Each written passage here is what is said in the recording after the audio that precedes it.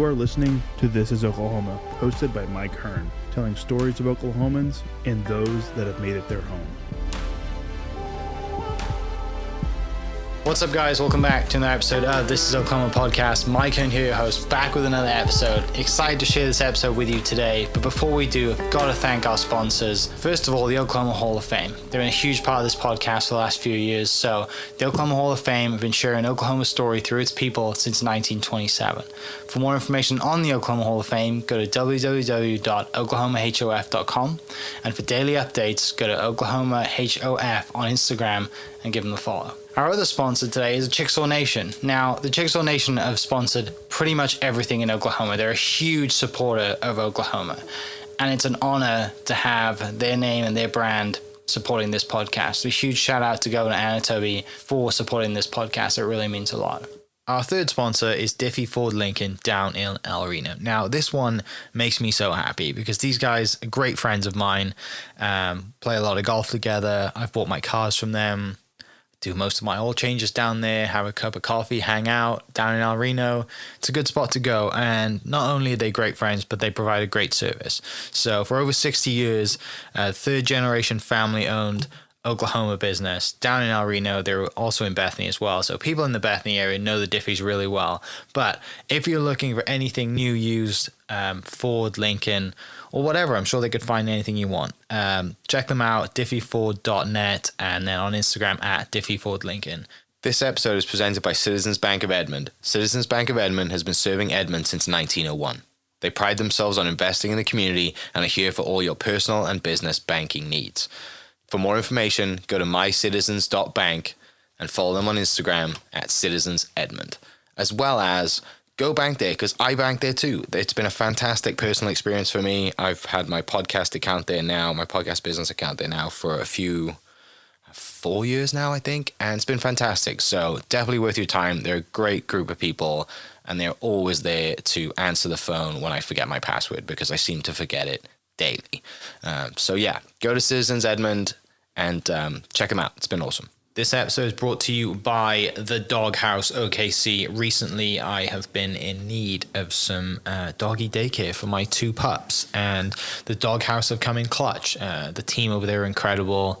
They've taken care of my two golden doodles, and so it's been an honor to partner with them on the podcast and share the love. And the one thing that I do with the sponsors that I have is stuff that I use and recommend, like the Diffies with my car, Hall of Fame. They're awesome. Citizens Banks, where I bank. Chickasaw Nation, huge supporter of Oklahoma. And adding to that is the Doghouse. And so if you're in need of doggy daycare in the day or boarding overnight, they do grooming and other cool things too. But I've had a fantastic experience, and it's an honor and a privilege to share this with you too. So go to thedogHouseOKC.com and follow them on Instagram at thedogHouseOKC. And hopefully our pups will run into each other. Trying to ruin Lou's day. Impossible. What's going on, guys? Welcome back to another episode. This is Oklahoma Podcast. It gives me great pleasure to introduce to you today our guest. You're definitely going to know who he is because you clicked on the title of this podcast. But before I do, I want to introduce my co-host, Shannon Rich. So, Shannon, would you like to tell the people listening who you are if they haven't met you, know you, or seen your name before? I am the president of the Mike Hearn Fans Club. That's how I get to be on these podcasts. I am actually the president and CEO of the Oklahoma Hall of Fame. I have the best job in the world. And we're closing in on 100 years, right? 98 You've years. been here 100 years. I know. Oil of Olay, folks. Oil of Olay. The organization was founded in 1927, so we are quickly approaching our centennial. It's going to be awesome.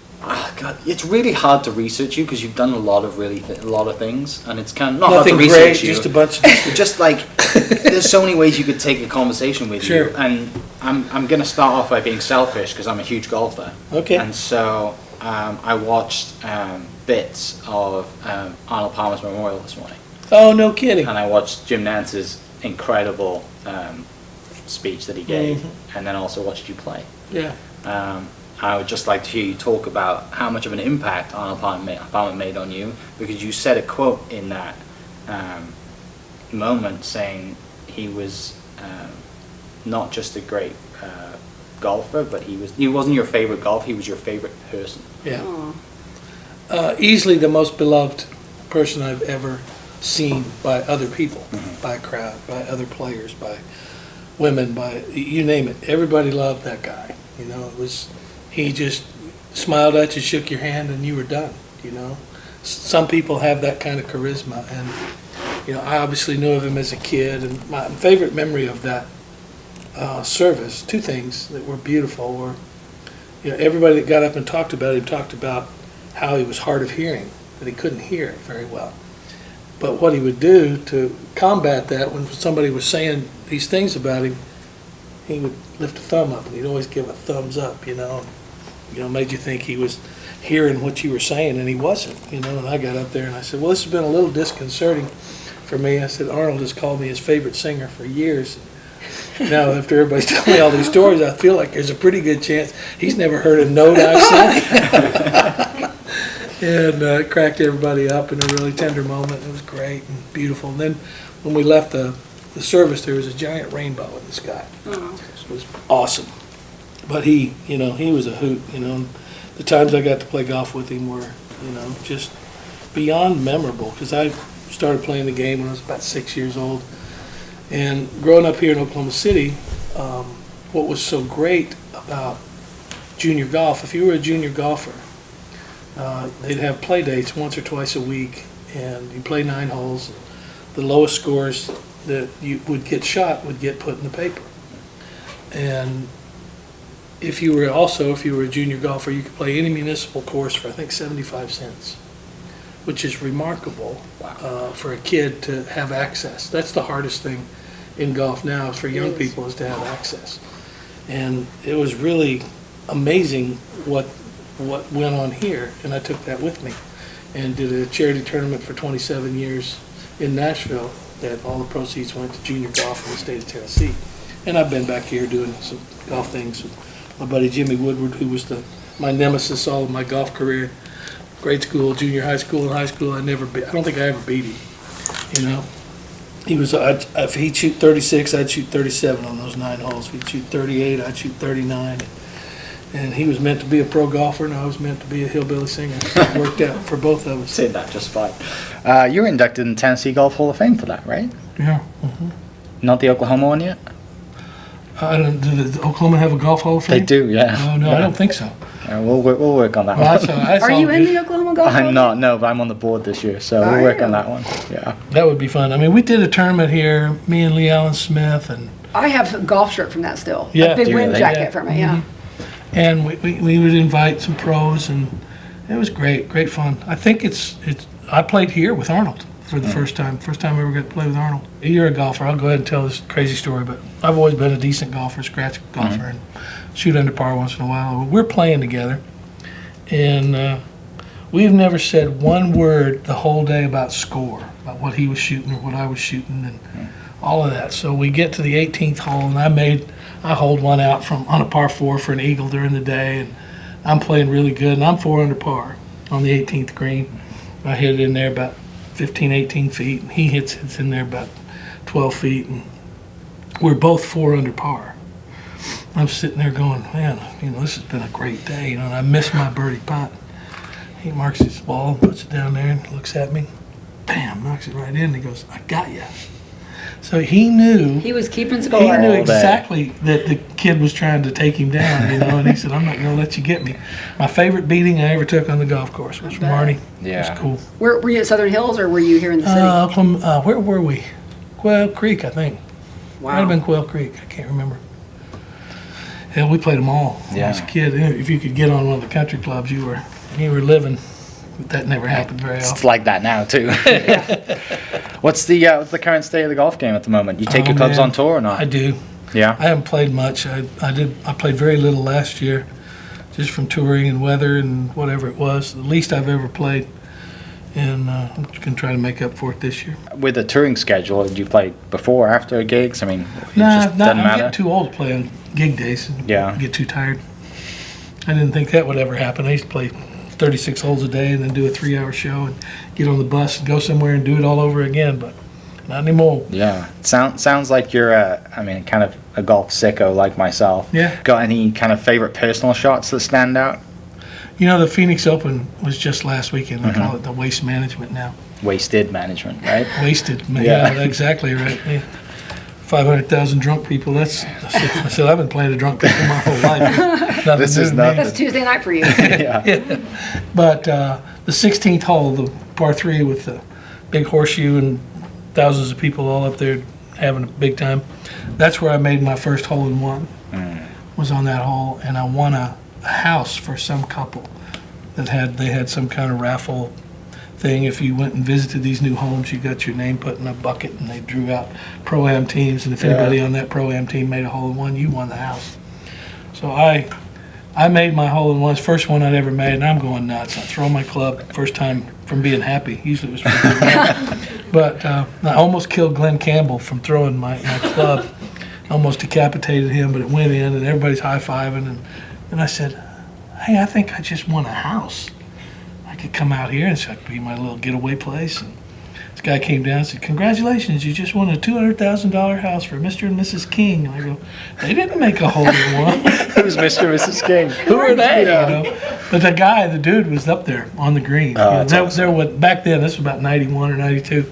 They didn't have that craziness going on back then. Yeah.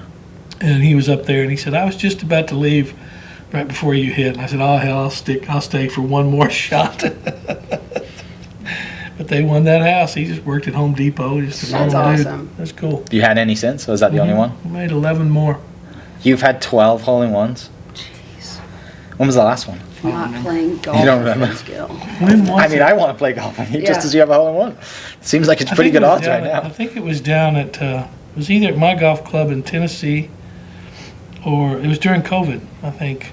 And then I made one down in Dallas at I can't remember the name of that club right now. 12 hole-in-ones. Wow, I need to play more golf. Yeah. I'm only at 4. But it didn't happen until 1992, and I played since 1962, so it took Yeah. forever to get the first one to go in. All right, last golf question, because I know we want to get to some more important stuff, and people listening are like, get out of the way. Favorite snack on the golf course at the halfway house? Oh, good. And if you golly. do have one, where is it? Because you play golf all over the world. Okay, this one's easy. This is Oklahoma driven. Oklahoma City Golf and Country Club at the halfway house might have the best cheeseburger I've ever eaten. At the shack. Wow. Yeah, they got that little shack there at the Yeah. turn.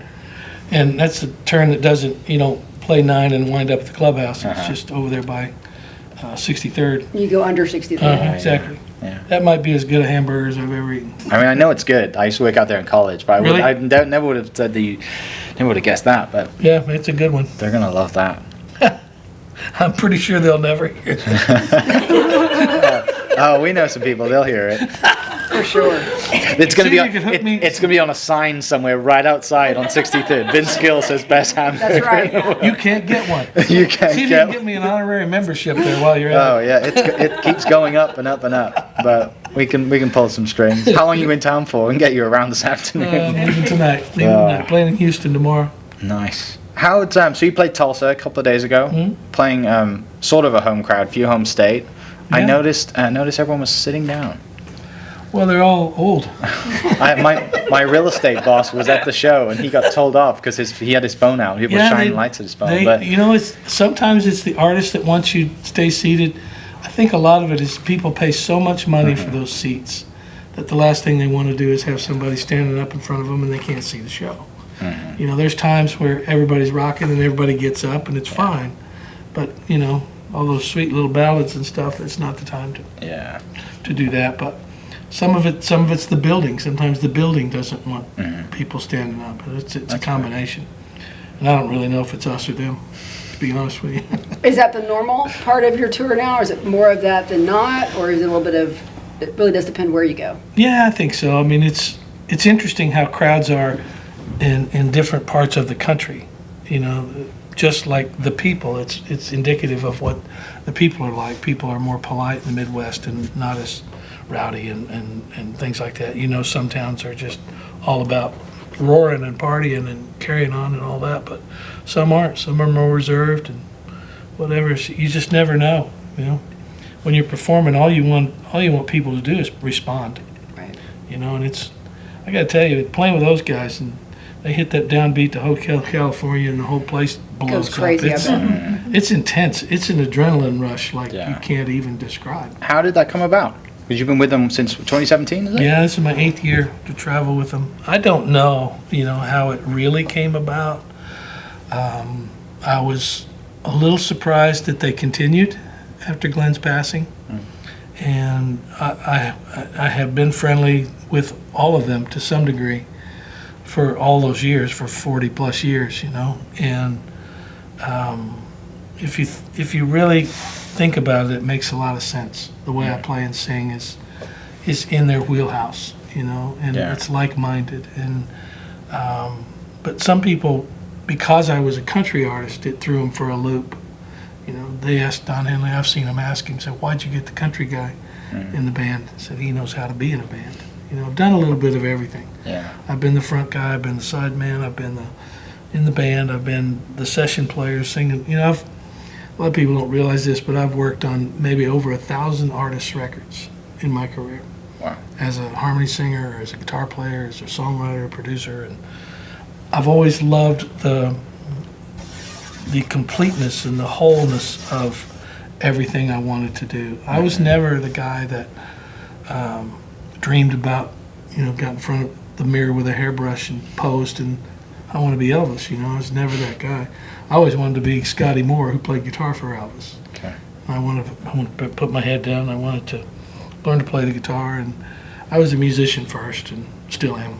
How do you honor that iconic sound then with the Eagles, but also then do you feel like you can add your personal touch to that? It's not my place It's not to. about, okay. No. Because they're so iconic. Exactly. They really are, and those songs deserve to be done as they were done.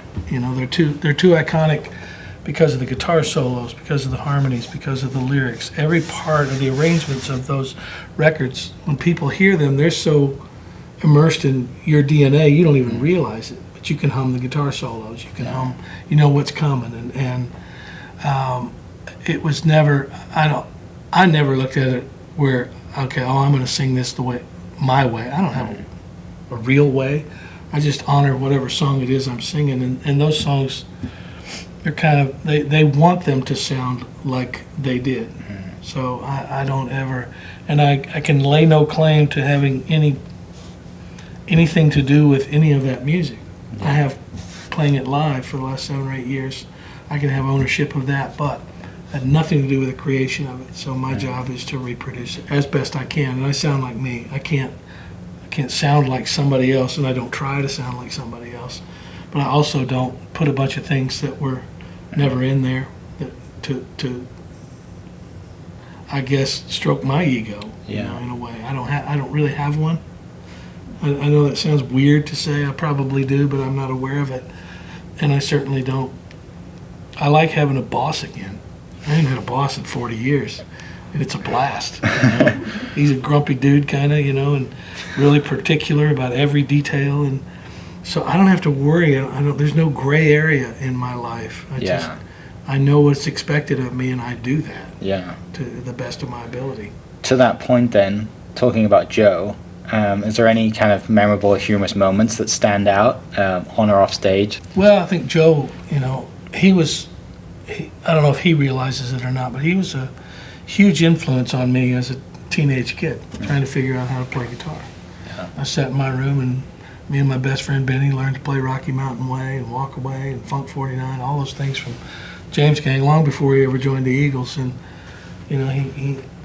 he played in a way that I liked, and I emulated, and I tried to learn. And I sit over there, and I'm looking over, and I'm going, I'm playing Rocky Mountain Way with Joe right now, and I'm playing these power chords, and we're really, we've gotten to be great friends, close. We talked years ago before I ever started playing with the Eagles about. You familiar with the Traveling Wilburys, that band? I'm not. Yeah. Shannon. Well, I it's like it was who all was it? Jeff Lynne from ELO, and George Harrison, and Roy Orbison, and Petty maybe, and Dylan. I don't remember who all was. Dylan Petty. Yeah. Yeah, and they formed a fun band. It was called the Traveling Wilburys, and they just went and did whatever they wanted. And Joe and I, back in 2010, 2015, we talked about doing a band like that. would be fun. Maybe get Sheryl Crow and I don't know, Diana Krall or whoever, and just have this cool little quartet or 5 people to go play music, and it'd be fun. But wound up we got to play together anyway. It's pretty special, right? Yeah. Is there any artists, dead or alive, that you haven't collaborated with that you'd like to? Well, a million. There's tons.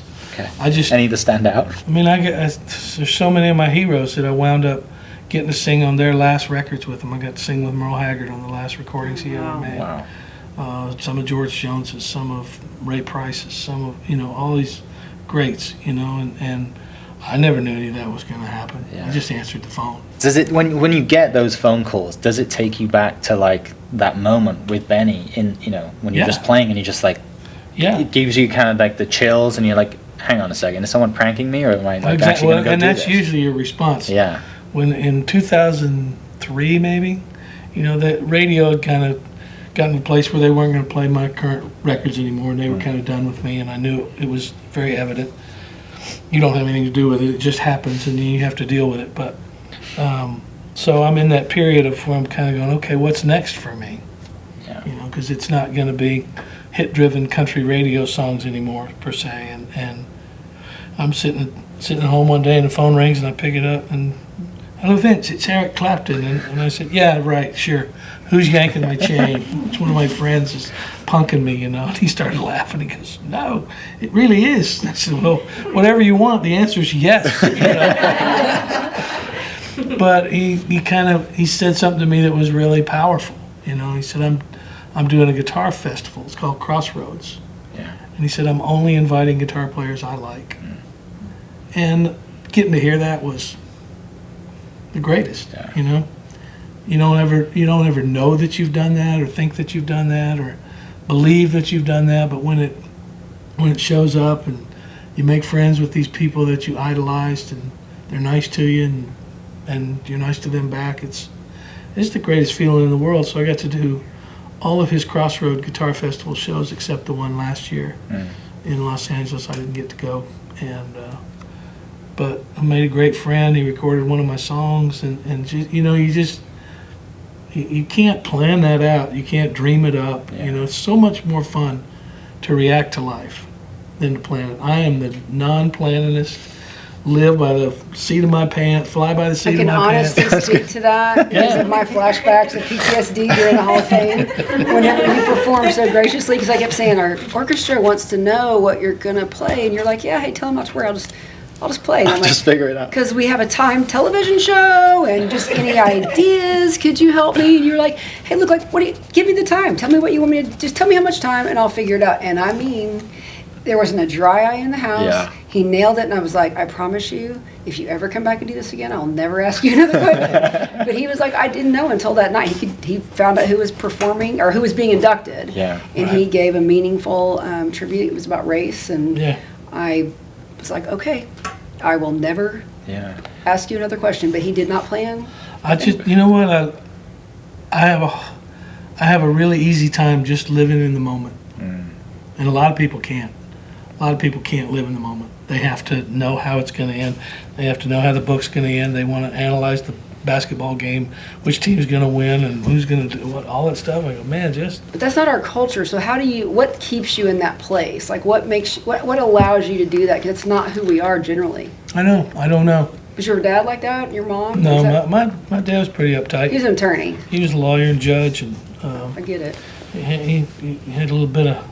He didn't seem real happy. I'm real happy. You are. I'm real content. I realize this is the only moment there is. Yeah. Tomorrow is not a guarantee. And nothing you can do about yesterday. So why worry? Why let it eat you alive, Some people let all that stuff kind of lead them in a way, I guess. I don't know, but I like reacting to the moment. And I've always been that way, especially musically. I think that's because I'm musical, and I like playing to what is being given to me. I play around. What I'm always trying to do when I play is make all those other guys better. I'm trying to play something that they will like, that will inspire them and make them play something that they like. And I equate what I do to what democracy was intended to do. The word, what it means, and all that. And you don't see any of it anymore, sadly. But you do in a studio, in a session with, you've got a song, you've got this great song, and everybody goes, hey, let's all rally around this song and make it the best it can be, and don't worry about who gets the lion's share of the credit, who gets to be the loudest, who gets to be the most noticed. I like musicians that you don't notice, that they play something that enhances, that not distracts. And so that's kind of how I've always gone about it. And I guess I'm a fixer. I like to hear something and go, okay, how can I make this better? That's what I do with life too. See an issue and go, how can you, what with common sense would make this better? And Can you run for office? I'm loving everything that you're saying. We're going to announce the 2024 candidacy right here. Yeah. It's such a peaceful. You have such a peaceful demeanor. There is a presence of you that is calming. I have a sordid future, so I can't. You're so right though, because I try to live that way. A lot of people who know me think that I'm really laid back. I am my own person. I show up generally in jeans and a t-shirt, and reacting to life is much more fun, I think, than trying to stress and plan things. I have never, you'll love this stat about me, I've never sent a text. People, there you go. People laugh at me for that. That's impressive now. I've never sent a text. Okay. I talk to people. Yeah. It's so much more personal, and it's I think a lot of people text because they don't want to talk to people. Yeah. Truth. And so I'm not hung up on who's great at that is my wife Amy. She's never looking past the conversation she's in to see what's bigger and better in the room. Where can I go that's going to be more interesting or better, whatever. She's just right there. I'm similar. I'm not as good at it as she is, but it makes for a great partnership. You've been kind of dropping knowledge for the last 5 minutes, and I love it. But is there any piece of specific advice that you have received from, whether it's peers, fellow artists on the way up, that have really kind of impacted your approach to personal life, but also music as well? Well, Merle Haggard used to say, "Tell the truth." Let me write that one down. Tell the truth. Well, then you don't have to think about what you lied about. You don't have to remember Right. it. Yeah. You don't have to remember all the Yeah. lies you told. That's true. And my dad said that too. He said, if you told the truth, I got sued for making fun of somebody one time from the stage, and they sued me. And he said, well, was what you said true? And I said, yeah. And he said, well, the hell with them. Yeah. It's the truth. So you can't, there's no defending. Right. It's just like it is. But I always admired him just saying, just tell the truth. And he was great in the way he wrote songs, and I think he was great because he had been to prison and he'd had his freedom. He knew what it was like to not be free, literally. A lot of people can surmise what it might be like, but he actually lived it, and it gave his songs a different spin than anybody else's, in my view. You think about the song Mama Tried. It says, I turned 21 in prison doing life without parole. That's about as desperate and as sad as you can get. And then he follows that up with, no one could steer me right, but Mama tried. And bang, there's hope. And if you've always got hope in your corner, you can't lose. You can get knocked backwards, you can get knocked down, all those things. But if you lose your hope, then you're done. And I always had lots of hope. I made my first record when I was high school here, 17 years old, and somebody played it on the radio. They played it, then they played it more and more, and it kind of became popular regionally. And I said to myself, that's the first time I've tried this. And somebody responded. So I left here with a whole boatload of hope, and even in the years I struggled, to make a living and try to have hits and all that stuff. I didn't have a hit for 7 years after I got my first record deal. But I never lost hope because my ears told me, I said, you're every bit as good as anybody doing this. You can sing with any of them, you can play with any of them. You'll find the right song at the right time. And I did, and it just changed everything.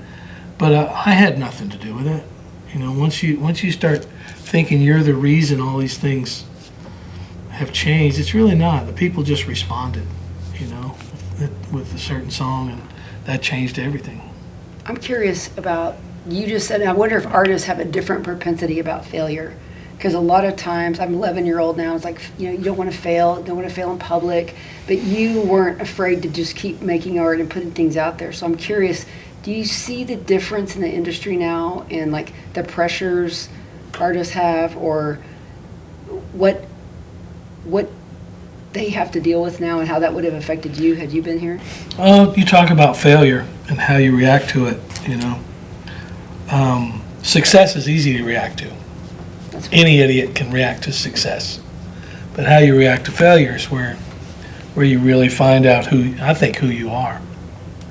When I was making records in the early 80s, and it's kind of okay to fail. I think you learn some things like what not to do, and there's some great lessons in failure. Any great buddy that came up with an invention, they failed way more times than they succeeded. They did it over and over and over, and it failed, and then tried again. They figured it out, what's wrong, and that's what you do. You keep after it, and you keep monkeying with it until it works. But it was never, failure is an interesting thing because, especially in my line of work, I never felt like a failure because I was doing the best that I had and the best that I could. And I knew that it wasn't in my control. I had somebody tell me great advice. Said, whatever you do, don't ever be the best musician in the band. You won't ever learn anything. So you surround yourself with people that are, if you're comfortable enough with letting somebody else have a great idea, man, go. That's a good thing. And I didn't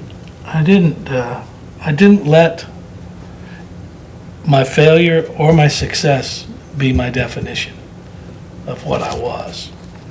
And it's the same guy that sang and made that record that didn't do anything as the same guy that made that record that did do something. There's not much difference, Maybe a better song that people liked better.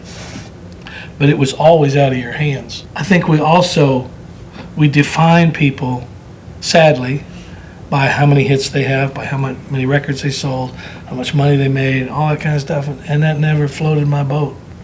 That never told me a thing. Right. And it kind of still rings true to this day. I'm still creative, and here's what's interesting to me is I'm a better singer, a better songwriter, and a better musician now at 66 than I was when I was 26 or when I was 36 or 46. And that's what experience will do. It'll give you experience. It'll make you learn what not to do, what not to waste your time on. That road's no need to go down there. You learn to be brief. You learn to edit yourself, and you learn patience. You learn to be willing to wait for the idea to come.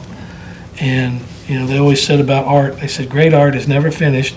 It's only abandoned. And that's the same thing with making a record or writing a song or whatever you do. You just gotta go, okay, that's about as good as I got right there today. I've done it about as good as I know how to do it, and I have to let it go. And then you let it go, and then you don't have anything to do with the results. The people do. So whether I was having hit records or not having hit records, neither of those defined me in my mind. You talked earlier a little bit about kind of you started in a band and you really enjoyed being in a band now with the Eagles. Do you prefer creatively with the band creating songs or personally on your own? No, I think they're both the same. Okay. And because I've worn every hat imaginable, I like them all. Some people have to do their own thing because they want to be noticed. That's a character, a part of your character that's normal. And it was never that big a deal for me to be the one up front. If I was part of something and what I did made it better, that's a job well done, and I play with these guys now, and I miss playing my songs. I don't get to play them, and I've spent 40 years on my own career, just like they've spent 52 years on their career, and I miss them. I miss playing and singing those songs, but I promised them I would do this until they wanted to hang it up, and it's kind of come to that point. This year and next is probably when they're gonna shut it down. But I just, once again, and because of it, I feel grateful that I'm the guy they asked. That's a great validation of me doing this for over 50 years.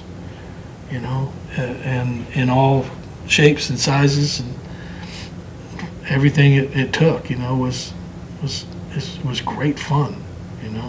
I wouldn't change a thing. I wouldn't go back and fix the things I failed at, because I learned more from messing something up. The mistakes I made in my life, personal, professional, whichever way you want to go about it, are where I learned the most valuable lessons. So I tell my kids, I said, it's okay to mess something up. Just learn from it. Yeah, it's the learning part, right? If you don't learn from it, then We have to that's tell the more issue. of those stories, though. I think that's the hard part, is we only celebrate, like you said, they announce you as a so many time Grammy winning, blah, blah, blah, blah, blah, but it's like that's all great, but it's ultimately, this is how many records I have, this is how many songs you're recognizing. The best thing, though, is that it's just not how you attach your value, it's but what others do. It's trying to figure that out. I should start telling them, I said, I've lost more than I've won. Let's talk about how many he's lost this many Grammys. No, that's what Michael Jordan said, right? Like, I've taken 7,000 shots, and I've lost 55 game-winning shots, but you only think about the 31. I mean, The one that he makes, That's what everybody thinks about. Earlier talking about golf, I heard Nicholas say, I never missed a putt. Yeah. He It's said, one of my favorite quotes. Yeah, he said, I had a bunch that didn't go in, but I never missed one. Yeah. And that's pretty cool, It is pretty cool. At least he wanted, Michael wanted to take those shots, not afraid of That's where the courage is, right? Yeah, That's where absolutely. Not being afraid to fail. Yeah. Next time you're going to be announced on stage, it's, okay, this guy's failed 150,000 times. 72 Grammy losing. Right, yeah. He's the leading scorer in failing, and that's why he's standing in front of you today. I want to ask you, because I'm curious, and it's a little bit off of where we are, but how you used to MC the CMAs, sorry. That's right. And then you've done it with partners, and you've done it. Tell me, like, is that fun for you? Because there's a lot of stuff that goes into that, and there's a lot of planning, and that's not your jam. You've already explained that. So, Right. but it's a time show, and there's. Yeah, it's a lot of fun, I mean, and my real job, hosting the show, to bring people on, take people off, and end at 10 o'clock. Right. In time for the news. That's really your That's your only deliverable, job, yeah. And then the whole 3-hour telecast, me and the director Walter, we're fighting the clock. He said, "Hey, I need 30 extra seconds to set up this next act, so I need you to stretch a little bit, play a little bit, da da da da." And there'll be other times he goes, "Just get them out, just go introduce them.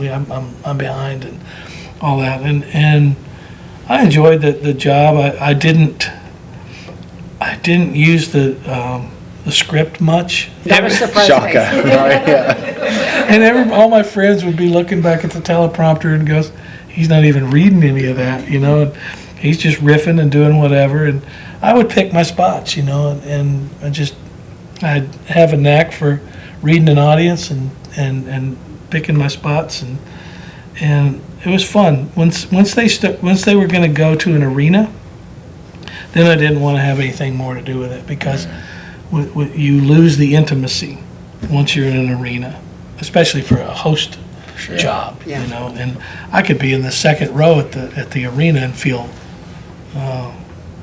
disconnected from the show. But at the Opry House, it was cool. We were all right on you and all around. And I did it with, first year I did it was with Reba, I think, yeah. And we had a blast, fellow Okie and great friend, and so that was easier. The next year I did it with Clint Black, and it was good too, but I'll tell you what's hard is for two people to do something. The timing of when am I going to interrupt him? When's he going to interrupt me? Then there's that awkward. I mean, you can watch it anytime two people come out to present an award. It's always awkward, you know. And should I go now? That's your line. I'm sorry. Blah blah blah. And then when I started doing it by myself, it was a lot freer, you know, a lot easier. But I'd had enough. I told myself, I said, if I ever walk out there and I feel the people going, oh God, not him again, I'm going to quit. You know, I won't. And you felt like that was happening? Because I don't know if No, that I'm was the really... one that went out there. And Oh, okay. You felt no, it. God, not me Okay. again. I was like, I don't want to hear remember him that, yeah. anymore. You know, my dad, one time I remember the first year I did it, my dad called me. He was always my biggest critic and all that he could be, you know. And I'd been out all night roaring and after all the after parties and everything, and he decided to call me on his way to work at 7 in the morning, and I pick up the phone, dead to the world. Hello, you know. He said, "Who in the hell do you think you are?" I said, "What are you talking about?" He said, "Hey, I watched you last night, pal, and you're no Jay Leno." But that was important, you know, that everybody, you know, would hold your feet to the fire. Yeah. You know, you had places. My manager Larry would hold my feet to the fire. The record companies would hold my feet to the fire. And whatever you were doing, you had people that wouldn't let, you know, my family wouldn't let me get a big head and turn into an egomaniac and be full of himself and all that. And it was just his way of, you know, keeping me level.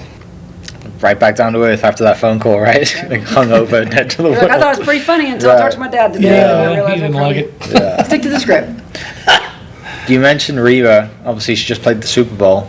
Have you ever come close to playing the Super Bowl? Because country music's had a pretty good showing in the Super Bowl. There was one year that I think Garth was going to do the halftime show, and I've heard lots about that. I don't know what happened. I have no clue, but it wasn't going to happen. And then they called like 4 other people. I was one of the 4 other people. I go, it takes 4 of us to do this? I said, I'll pass. But no, I missed this year's Super Bowl show. What was I doing? You were here. I was here and I was going I went home. I went back to the hotel to go to bed. Oh, there you go. Yeah. And gave somebody a ride or something. So I missed a halftime show but saw the game. But now that is singing the national anthem is easily the scariest thing in the whole wide world. I can't. No, Can't imagine. it's terrifying. I did the World Series one year back in about 91 or 92. And I was playing in Los Angeles the night before Game 5. I was going to sing Game 5. But one team was up 3-0, and I was playing a gig the same night as Game 4. So if there was a sweep, I wasn't going to get to sing Game Right. 5, right? So I've got a television on my monitor so I can watch the game and see who wins. And if the team that was up 3-0 won, then I could go ahead and do the show as long as I wanted.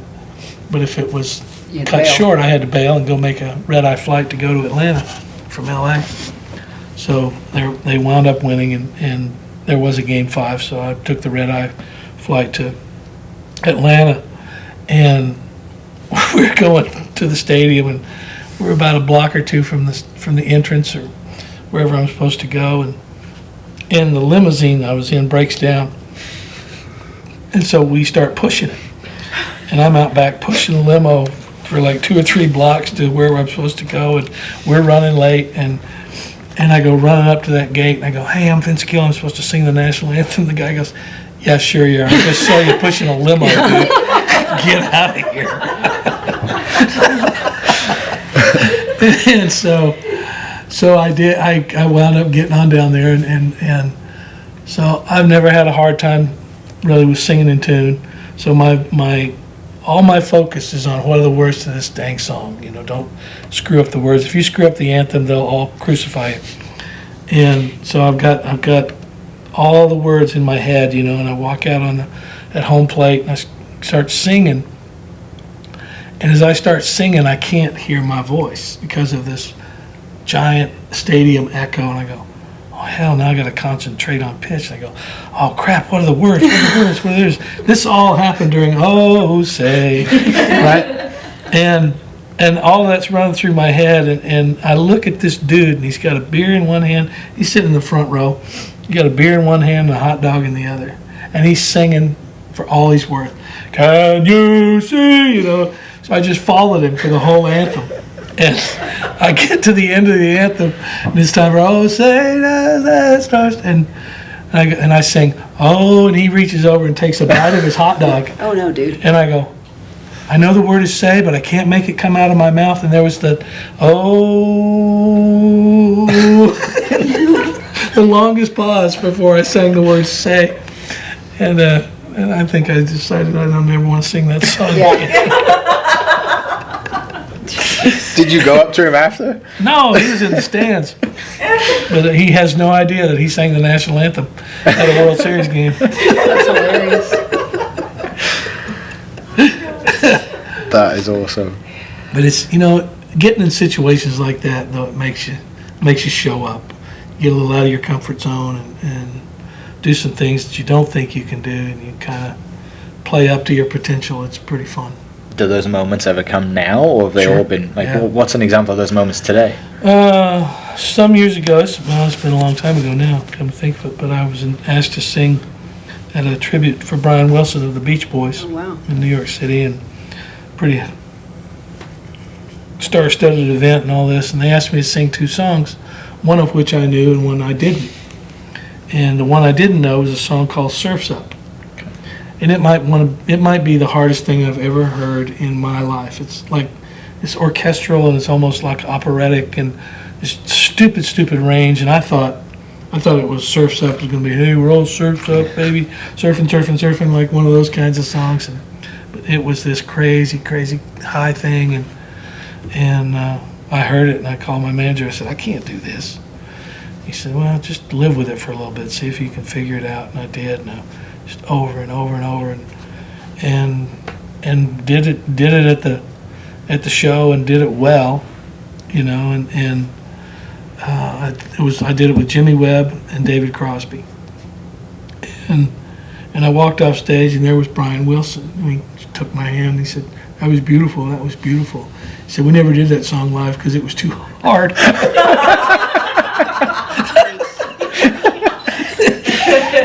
Just throwing you in the deep end. Yeah, absolutely. Yeah, you get hung out to dry. That'd be good to know in the beginning of that. Right. In the I wish I request, wish I'd have known that song. I said, I can't do this. But man, it's a beautiful song. It's called Surf's Up, and it's all over YouTube. Some people are nice with what they say about it. Some aren't. Everybody got to chime in on every little Yeah, thing you of course do. they do. It's hysterical. Is there any genre of music that you talk about playing different genres of music at people's, memorials or whatever it is that you're at? Like, is there any ones you haven't played that you'd like to get into? I think I can. This sounds stupid to say out loud, but I can kind of walk in any musical world and find my way in. And the only thing you want to be is if you're playing a jazz song, or you're playing a rock and roll song, or you're playing a country song. Is you want it to be legitimate. You want it to be authentic. And I don't have the chops of a great jazz guitar player, but I know how it feels, and I can live in the way that it feels. I don't have all the knowledge, but no, I think you can, I can find my way in and just about anything, it seems like. Is jazz guitar the hardest? It is for me. Yeah. And I like it a lot. I love the complexity of it. But my brain doesn't really get it.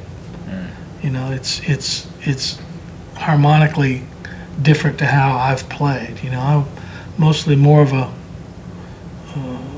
folk, country, blues player and all of that, and it's all melodically. It's a much different animal, and all the complex chords and changes and stuff that has. How do past you, me. to that point then, how do you describe then the relationship that you have like with your guitars, and is there anyone that really holds a specific kind of special place, or does it matter? Because you do a lot of guitar changes, right? Yeah. I collect guitars. I have a lot of them, and my favorite story to tell, there's several, but when I was 18, I was moving away from home. I got out of Northwest Classen, and a band invited me to come and join their band in Louisville, Kentucky.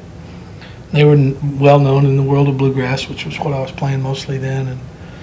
But I didn't have an old, great Martin guitar to play bluegrass on. That's kind of paramount. And I got up there and I found this old pre-war Martin guitar.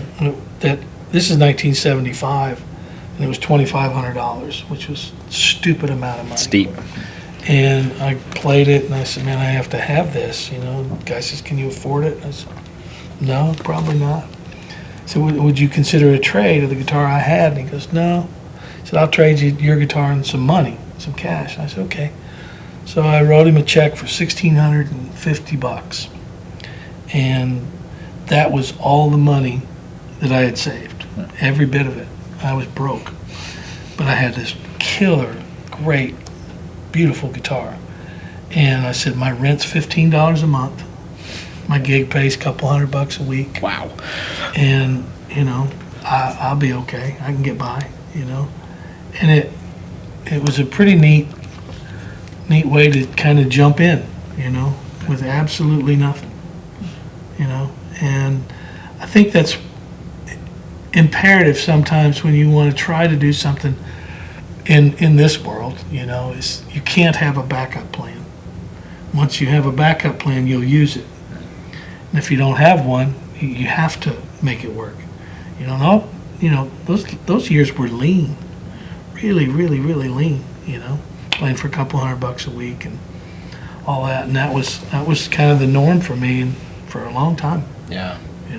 And then I finally had a couple of hits, and some money started rolling in, and it was nice, but it was not always easy. It's hard, right, to burn the boats, right, and go all in on that one thing. Like, it's so easy now to have that comfort, and whether that's bank of mum and dad, or if that's, a second job or whatever it is, to just go all in, and it keeps you tied into it. You hear a lot of musicians say, well, I make more money playing at the Holiday Inn here in the town I'm living in. I said, well, okay, go ahead, but that's where you're going to stay. Yeah. That's where you're going to end up. And that town, Nashville, LA was the same thing. I moved out there when I was 19. And it was a town full of people willing to starve to do what they were meant to do. Nashville's the same way. And they're all willing to starve to try. And most people don't have the guts to try. Maybe because they know deep down that they may not be good enough. I don't know. I don't have the answer for that. But, you'll never know if you can do something until you try it. Yeah. I was crazy enough to try it. That was, moving to LA at 19 was like, what are you doing? From Oklahoma City. I know, from Kentucky. Oh, Kentucky. I'd been to Kentucky, and then I was there for about 8 years, played with Pure Prairie League, and this great guy from Oklahoma named Byron Berline, who was a great musician, and he hired me to come out to California. And then I decided to move to Nashville in '83. I got a record deal, and took off out there, towing my car behind the U-Haul, and I got to Nashville. It was 17 below zero. Oh my gosh. What in the hell have you done, you idiot? But I love Nashville. It's it's a transient city full of dreamers and all that stuff. It is a special place. Yeah. Never had a bar in Nashville yet? No, I'm gonna open a rehab center.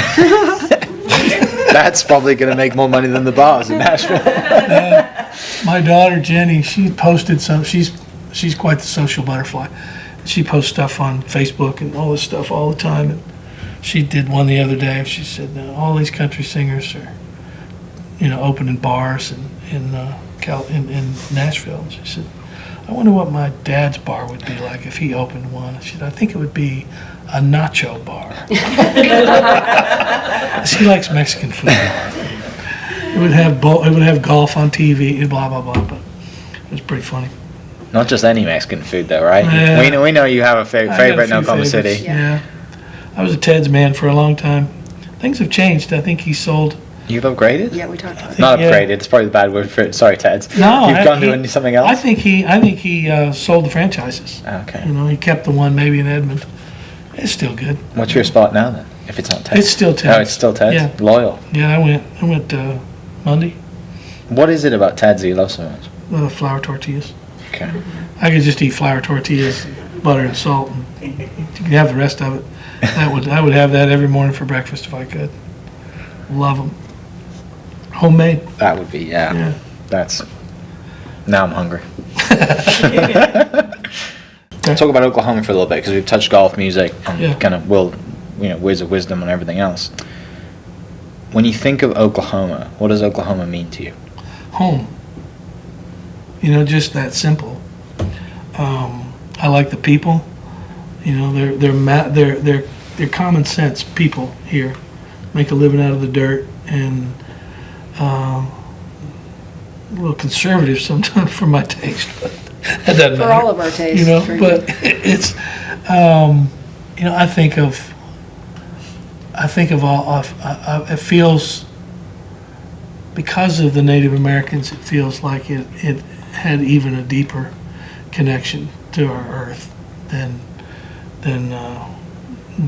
other stuff. There's a lot of great music that came from here. There's a lot of great sports people came. I was a kid, and you got Mickey Mantle, and you got Johnny Bench, you got people like that were great baseball players. I was a sports nut, so I was as crazy about watching Oklahoma football and any of them.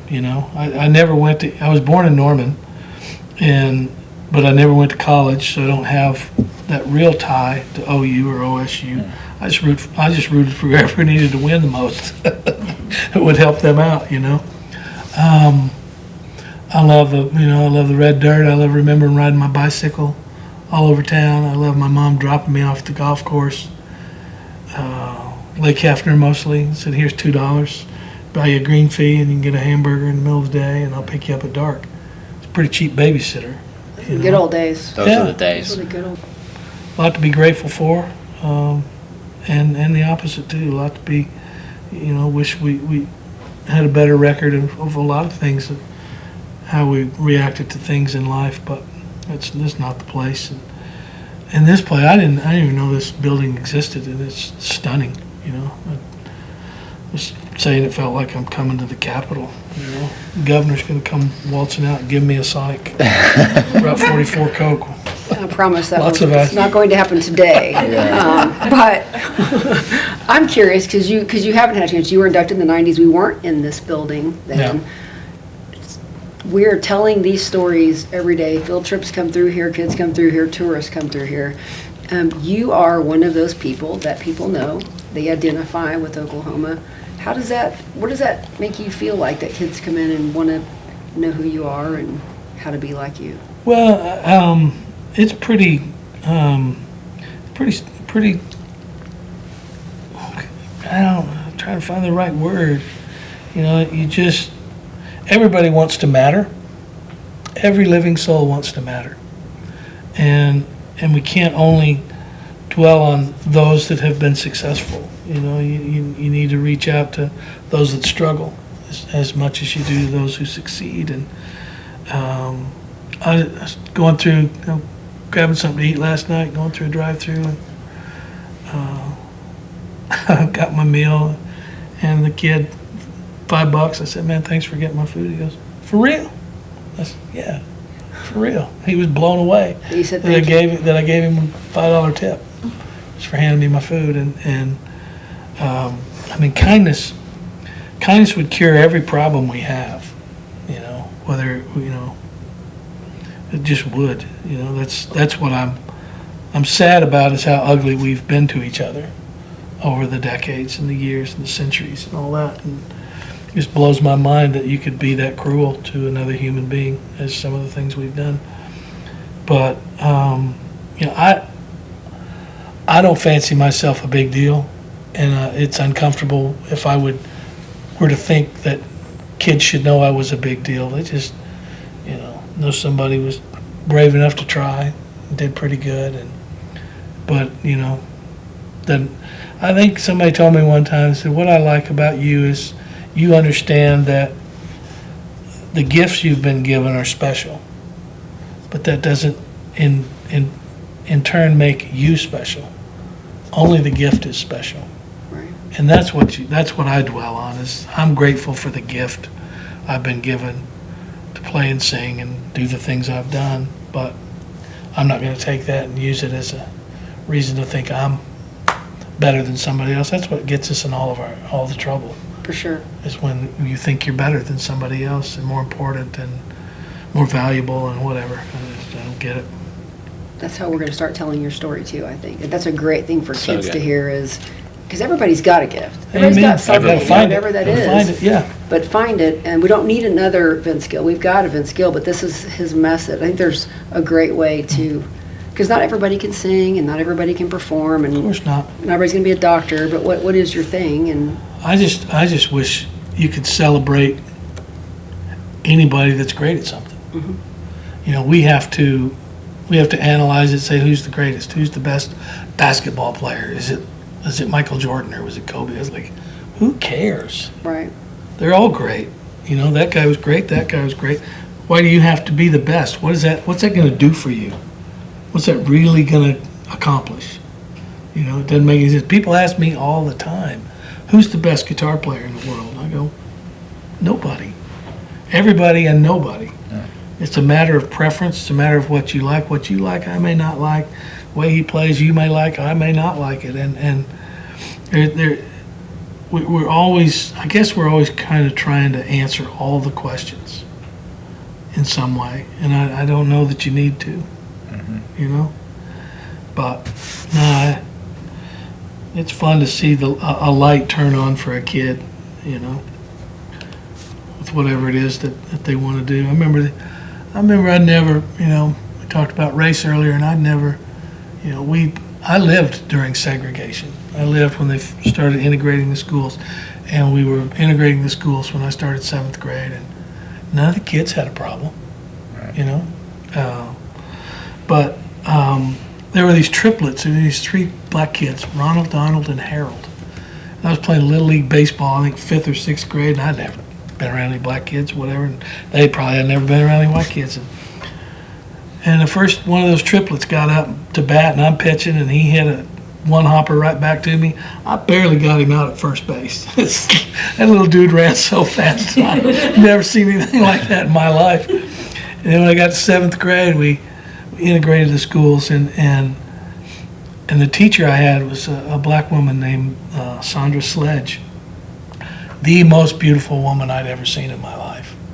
And I had the biggest crush. you were in on her. love. I was nuts for this. Yeah. Straight A's from then on out. And so, Thank you, Lord. You have brought she replaced Natalie Wood as my dream girl. and so we're in 7th grade, and I'm wanting to make a good impression on her.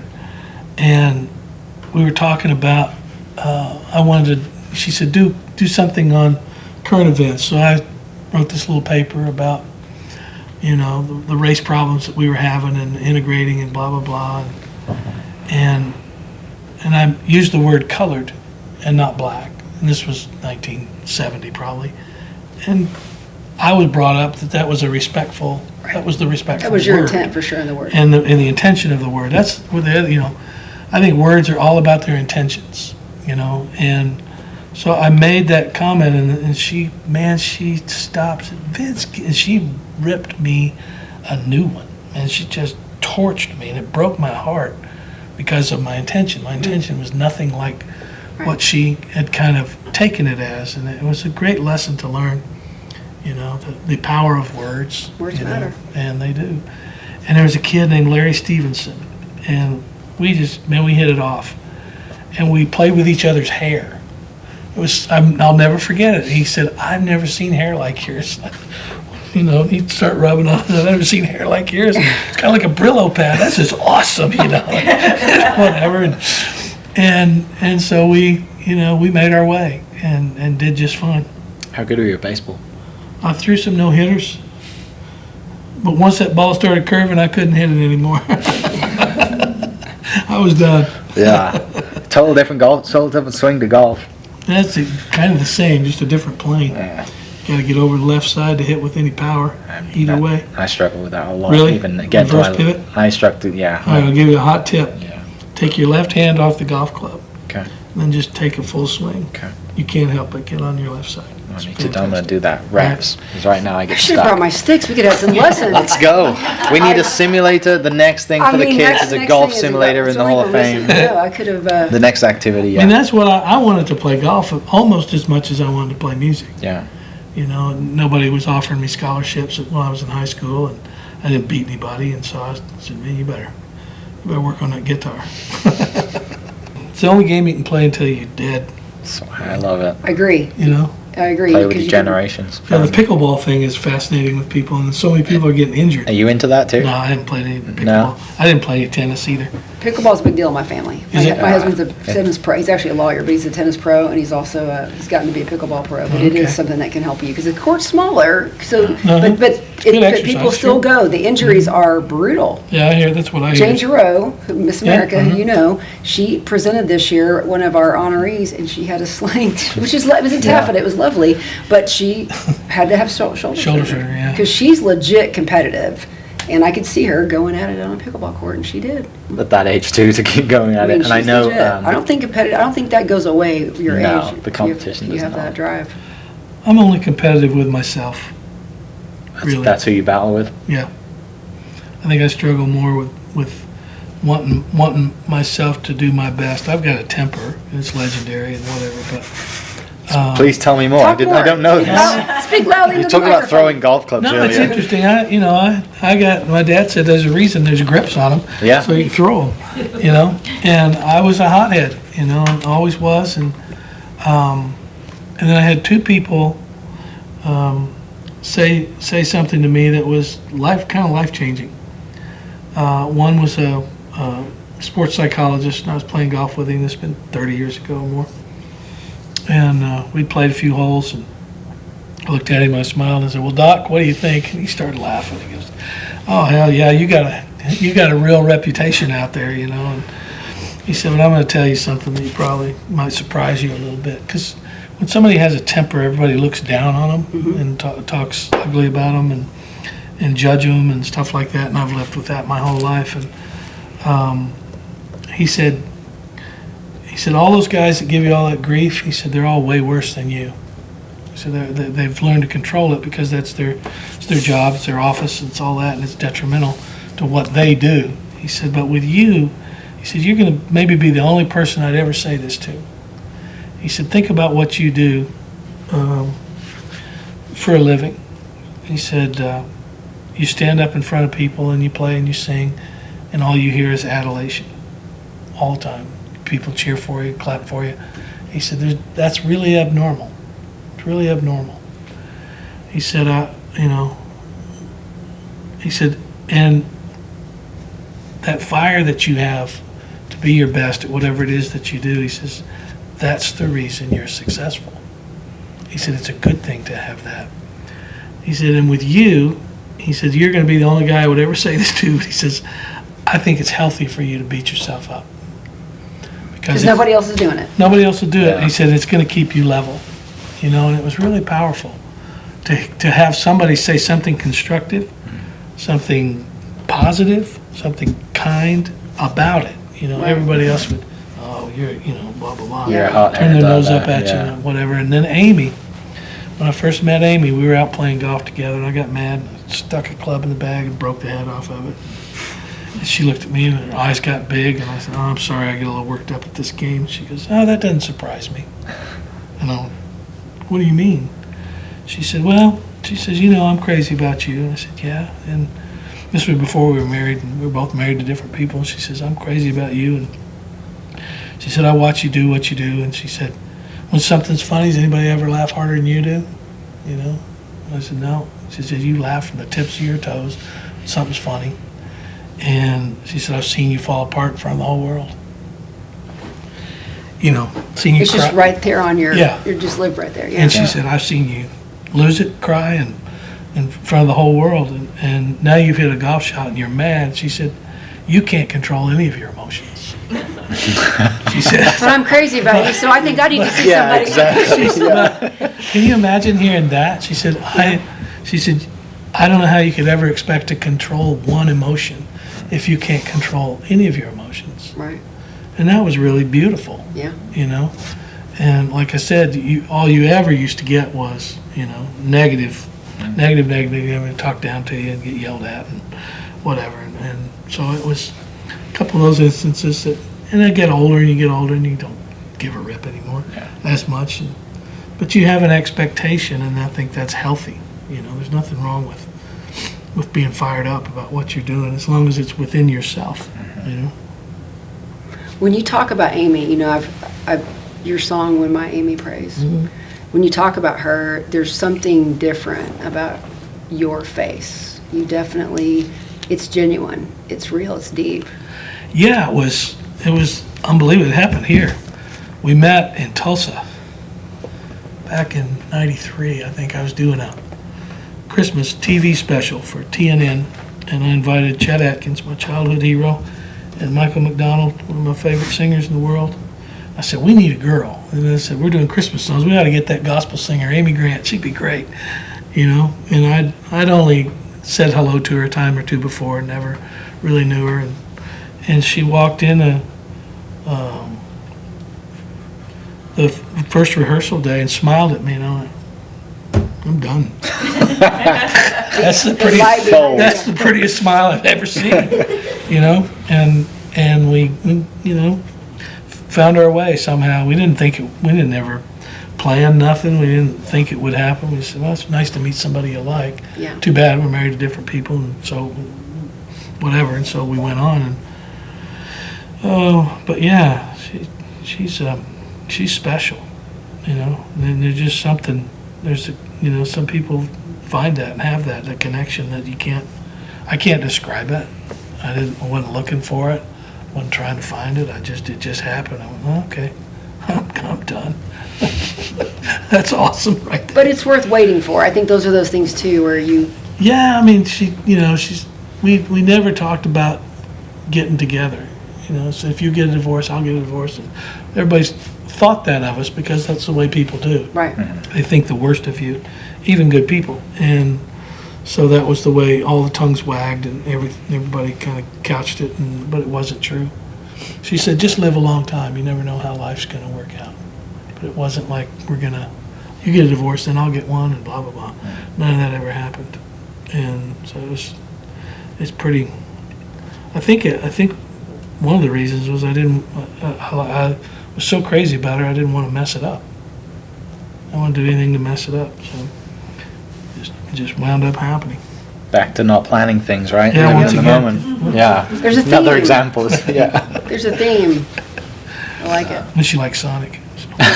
What's not to love? Right. She likes Sonic. Like tater tots with cheese and ketchup. My dream woman.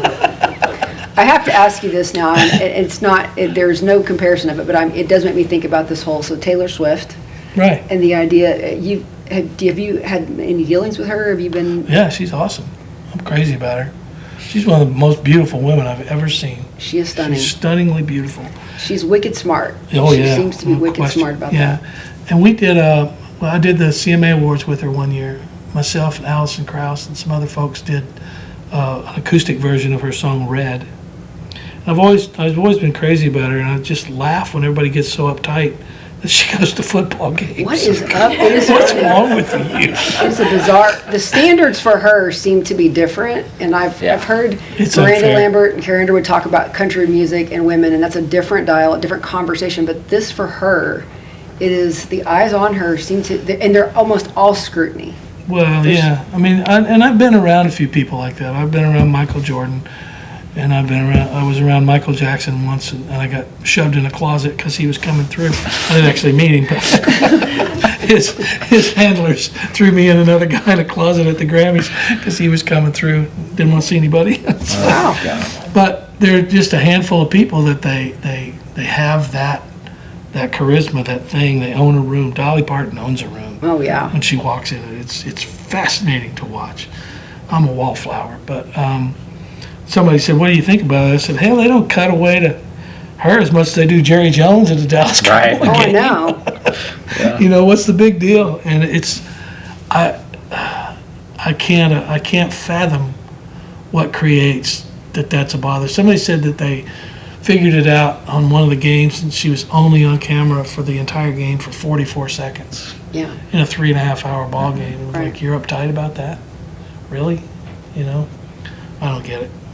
It's How do you stupid. think she's kept it together? Because she seems a lot like you.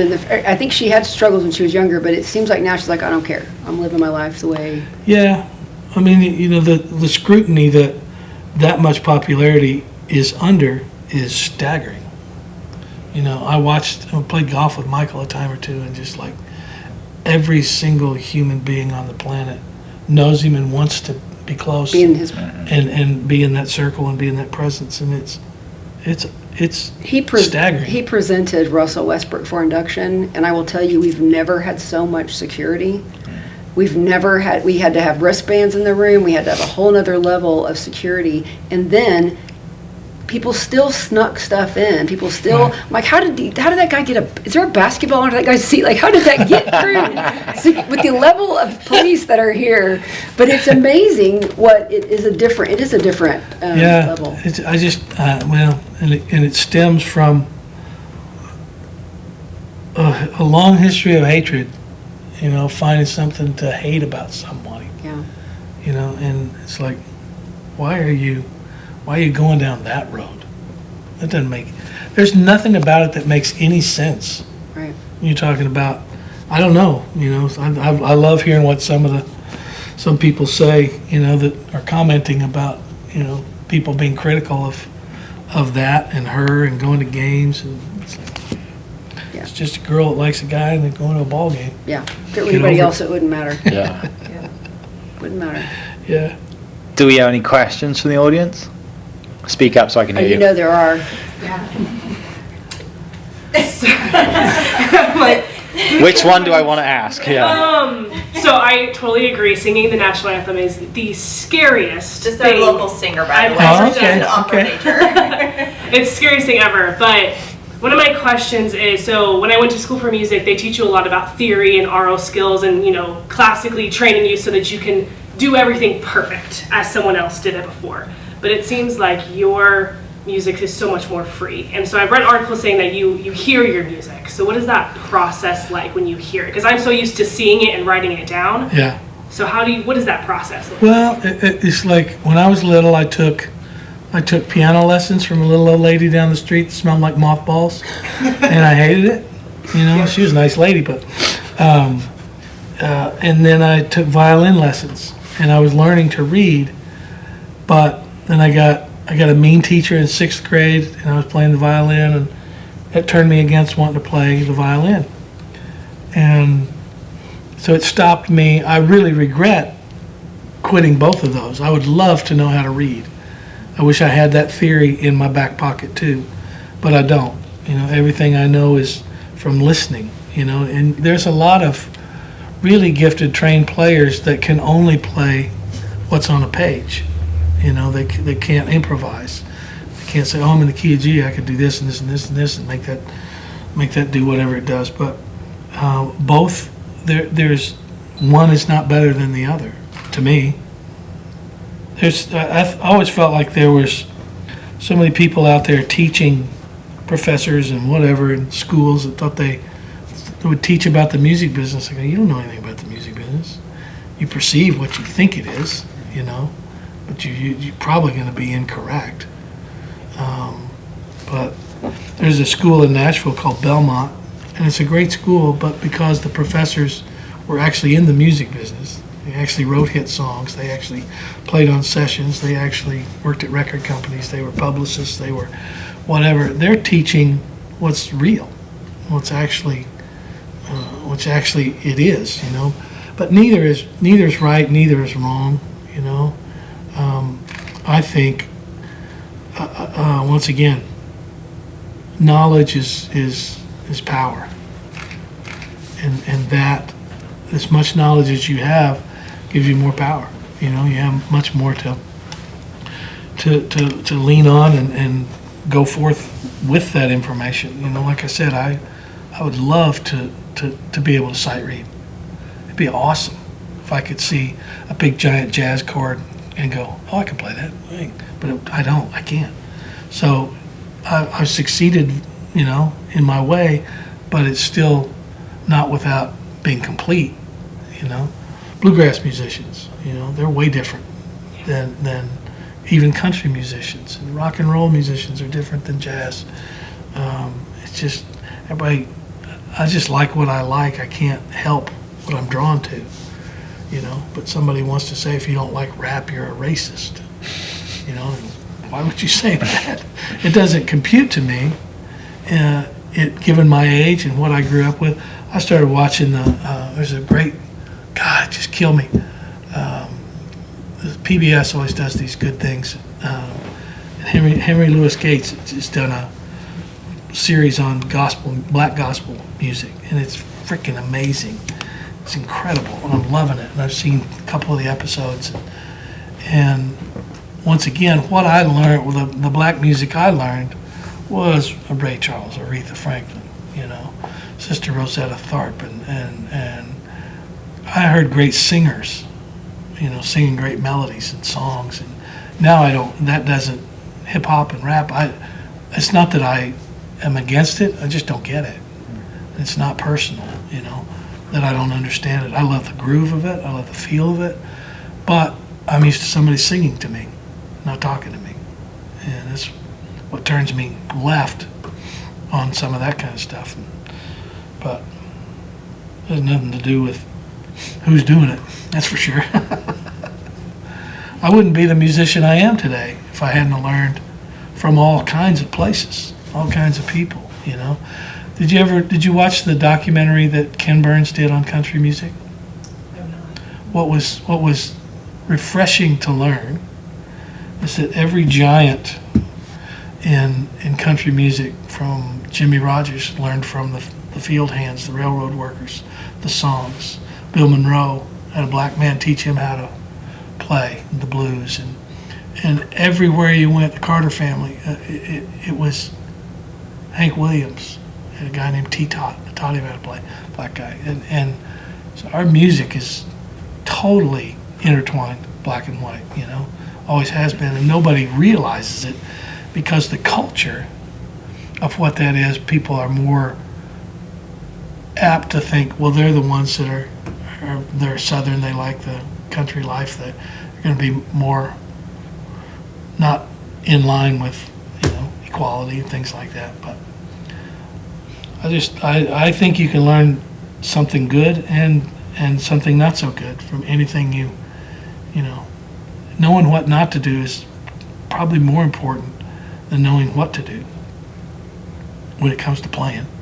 You know, it's what you leave out that's the most important. I was doing a session when I was a kid, and I was playing. It was my turn to play a solo, and I started playing. And the producer said, "Man, that was impressive." I said, "Well, thanks." He goes, "Let's try it again." He said, "This time, just play me half of what you know." And there's your soundbite. Right, there it is. But it was a great lesson to learn. And I was talking earlier about how I feel like I write better than I ever did, sing better than I ever did. And a lot of it's because of that brevity, because of my willingness to edit myself and not just, you know. I'd rather move you than impress you when it comes to music. And that's, to me, the point of music. Always has been. I was always drawn to the melancholy of it and the sadness of it and all of those kinds of things more than, wow, look how many notes that guy can play. You know, it's way more. You know, I love the sad songs. You know, my dad, when I was little, he sang this song, used to sing this song to make me go to bed called Old Shep. You ever heard it? It's a song about a boy and his dog, and it's a morbid folk song. And at the end of the song, the guy has to shoot his own dog because he's old. And he'd sing that to you before you go to bed? Yeah, for meanness. And he'd be playing, and then he finally said, "You got to go to bed." And I said, "Come on, can we play one more song?" And he said, "No, I told you, go to bed." And I said, "Come on, just one." And he starts singing, "When I was a lad, and old Shep was a pup." I would just lose it. You're like, no, Yeah. don't shoot Shep, Shep. No. I would run up to my room, and I'd jump in my bed, and I'd pull a pillow over my head. "You just shoot the dog at the end. I know you're going to shoot the dog." Horrible trauma for a kid. I think my dad did it strictly for meanness. got you to bed. So. Yeah, it worked, right? It worked every time. Lou, you're a guitarist. You have any guitar questions you want to ask? I just, I didn't really think of one, but gear. Like, do you have what's your current live setup right now with the Eagles, like amps and effects? I use an amplifier builder named Phil Bradbury. Has a company called Little Walter. They're boutique amps, and different wattages and heads and combo amps and stuff. And I just found what I like, and I play the guitars I want to play. I think I play the right guitar for the song. Mhm. The song calls for a Strat, you play a Strat. If it calls for a humbucking Les Paul, you play that. And How do you decide that? just what the song is, how it's supposed to sound. I feel like music, especially in the recording or playing live, there's this arc of what the music is, this little half circle. And you've got a spot you're supposed to fit in. You're not supposed to take up all the room, all the attention, but you're just supposed to be a part of the process. And you find your part where you help everything. And It's like you're a spice, right? Like you're Exactly. just adding Uh-huh. to the meal. And, yeah.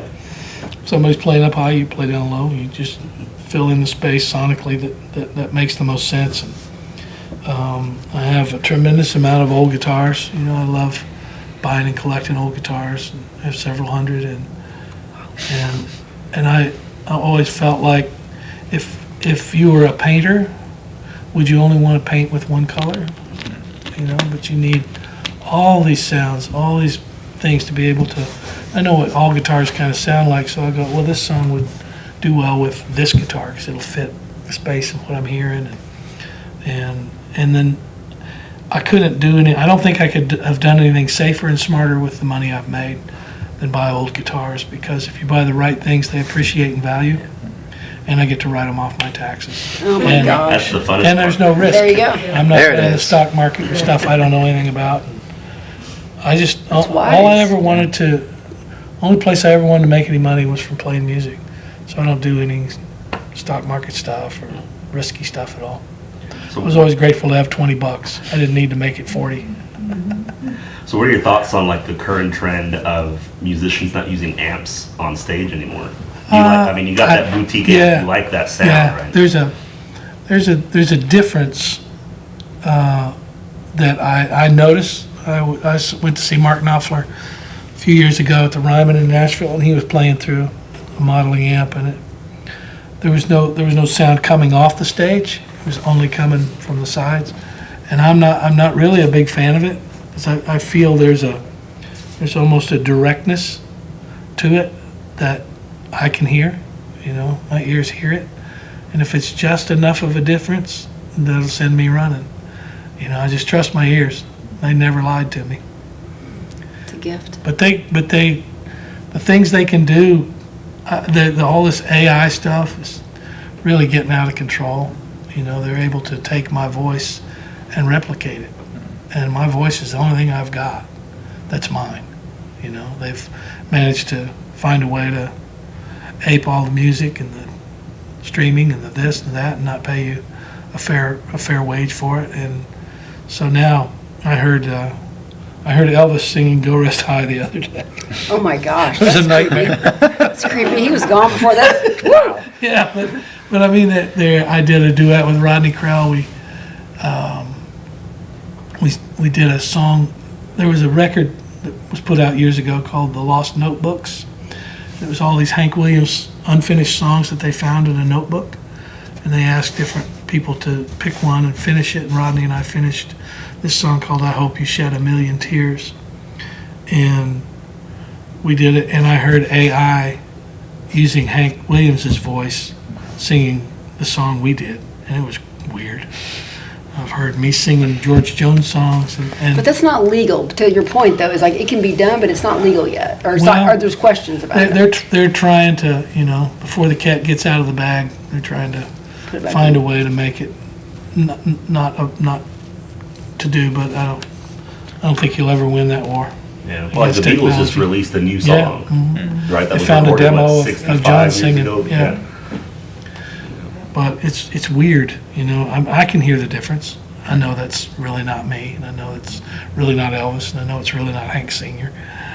And I don't know, it feels a little invasive, and it's one of the only things that I can do that is only mine. Right. No voice sounds like mine. They can replicate it all they want, but an untrained ear wouldn't be able to hear the difference. So then it takes anything creative out of my hands that I didn't have anything to do with. And that to me is unfair.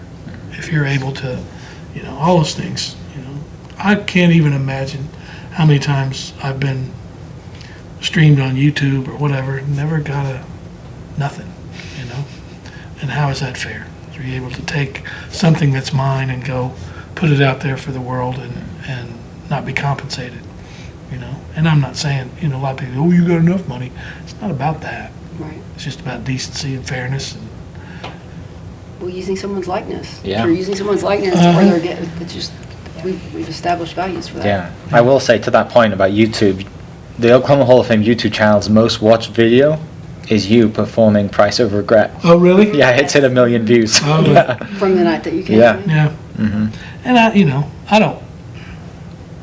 I'm not saying I want to get paid, but if you're a young musician and you're kind of getting going, it's pretty deflating to realize you can't get paid, Right.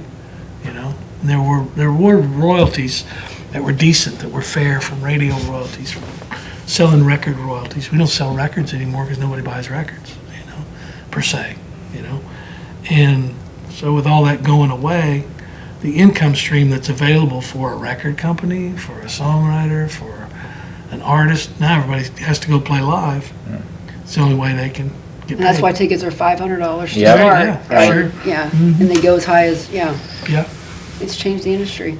How many home ticket requests did you get for Tulsa? not many. No? Yeah. Not Somebody asked me, did you talk to him about a show? I'm like, I'm not asking you. I figured it'd be a lot. I'm not doing it. I think that's got to be hard. Yeah. Well, I'm stepping into their world, and their world may be different than the way I do it. Yeah. And when I joined the band, they said, here's what you need to know. There's no comps and no backstage. And I said, okay. Yeah. But when I played, everybody came back, and it was a big party, and saw everybody and everything, played golf with them and whatever. But that's their way, and I got to respect it. Yeah. Well, I mean, so what were you allowed to ask for? Do you know what's in the green room? What's Oh, they Gets take, you prepped they before take you go on really stage. good care of you. someone's flying in Everybody- Ted's tortillas for you? Yeah, everybody has their own dressing room, and Yeah. it's as opulent and as rock starish as you would think it is. Private planes Yeah. waiting for you. Everybody has their own SUV after a gig, and you finish the gig, and the crowd's still cheering, and you're getting a police escort to the airport, and I'm just laughing my It's head. so not you. It is so not And you. I, like this trip, I got a bus to come and pick me up in Omaha, Yeah. because I had 2 days off before Tulsa, 2 days off after Tulsa. And I said, how do I go see my mom?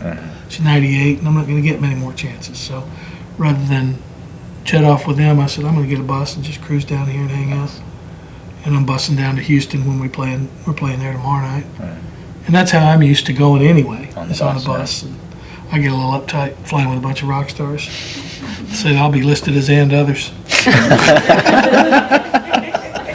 Curious, real quick. Tell me how, as we're talking about all the things that you've done, and you've talked about Amy and your family, what do you want to be remembered for? What do you want people to say about you one day? I know you don't like thinking about it. I don't know, just being kind, being a decent guy. It means more than anything else, That because it's funny, when you have a little bit of notoriety, people are surprised that you're normal, or that you walk into a room and don't have to have handlers and this and that, and that it's sad that it surprises people, in that they expect you to be big-headed and need this and need that and all that, and need attention, whatever. And I just never did. And I like being normal. I love being normal. I won't. Somebody will say, "Oh, we're kept at the front of the line." Can't do it. Just I don't know. We joked about this. We walked across the skywalk whenever you were at the hotel about to perform for us, and I was like, why didn't you tell me? I would have had somebody. I was so stressed because they were like, Vince Gill's in the lobby. And I'm like, what? No. And we can't be in the lobby because we're not ready. Like, And you were just like, no big deal, I'll walk over. I'm like, no, I'll come get, no, I'll come, because I will tell I'm a you, good walker. there's people, I've been doing it for a long time. Hey, you got I've been comfy doing this shoes for on a too. long I can do time. this part I got, but I think what's interesting is like there's people, as you can imagine, that we work with that are They're high either presenting maintenance, that are not as big as that are certainly not, that haven't emceed national television shows or received Grammys or all the things that you won. They haven't had that, and there is still an expectation, and so it is unusual, is all I would say, that you've managed that. So I think that is an easy thing to say about you, that your country icon award, whenever people are talking about, that had to be uncomfortable for you, because that's all that was, is people talking about what a great guy you are. Well, and that means the most, you know. I'd rather somebody say, man, he was a nice fella, rather than he was this kind of guitar player, or the blah, blah, blah, you know. And read all the stats that we did this and this and that, won this, won that, won that.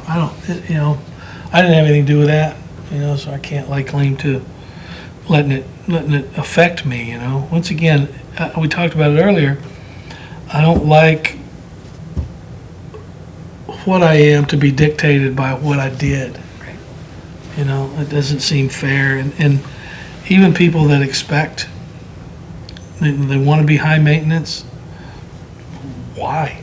It's foreign to me that you have to be, have to be a pill.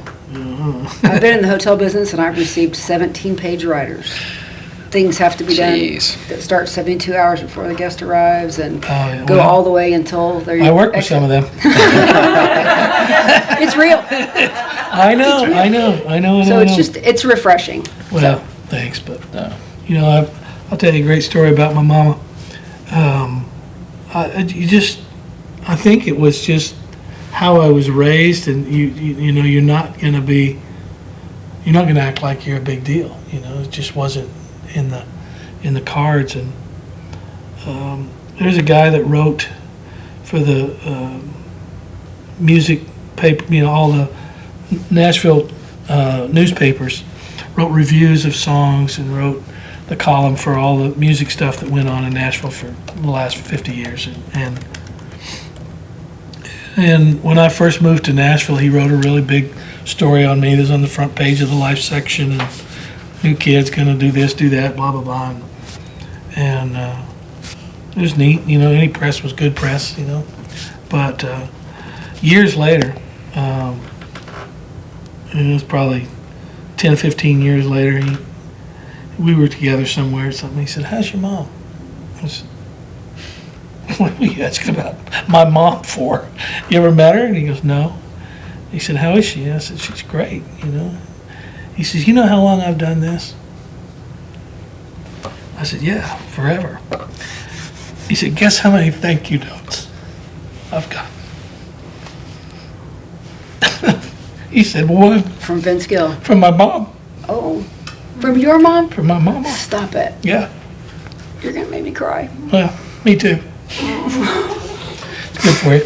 Granny said if your eyes leak, your head won't swell.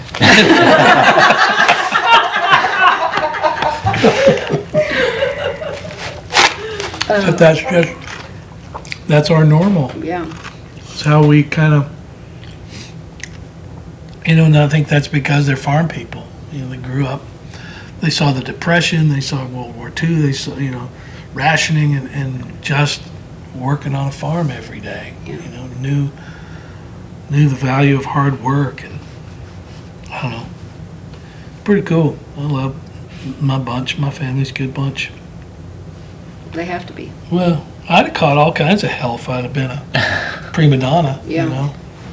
They'd have brought me right down to her. You wouldn't have survived a long little. You wouldn't have got out of the house. Who the hell do you think you are? You're not jailing them. Just reminding you, son. Do you have any more before we close? I have one. I feel like, coming in here thinking, that, this is all about music and stuff. I'm coming away thinking it's more of a master class on how to be a human being. Amen.